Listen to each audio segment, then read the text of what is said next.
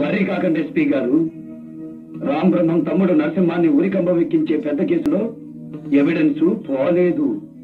ఆ రాకీ గాడు బ్రతికే ఉన్నాడు. వాడికి బ్యాక్ ఎవడో, ఫ్రంట్ ఎవడో, సైడ్ ఎవడో అన్ని లాగుతా. వాళ్ళ బాడీలతో కూడా కబాడీ మొదలు పెడతా.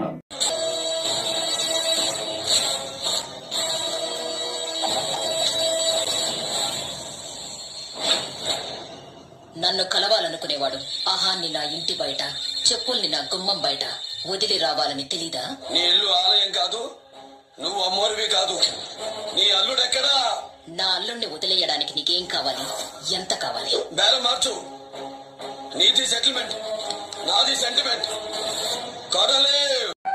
ఈ క్షణం కోసమే మా వాళ్ళ దృష్టిలో దుర్మార్గుడిగా మారిపోయాను. ఈ క్షణం కోసమే నా పగ చల్లారిపోకుండా అనుక్షణం నిన్ను గుర్తు చేసుకుంటూ బతికాను.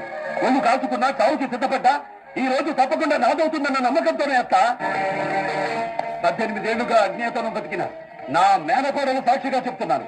మా అమ్మ నా మేనమామలు పెట్టిన ప్రతి కన్నీటి పట్టికి బాకీ తీర్చుకుంటాను. గడప దాటి ముగ్గేయడానికి నా మేనకోడలు ఎలా భయపడేదో, బజారు ముఖం చూడటానికి నా మేనమామలు ఎలా సిగ్గుపడేవారో అదే గతి, అదే పరిస్థితి నీకు పట్టిస్తాను.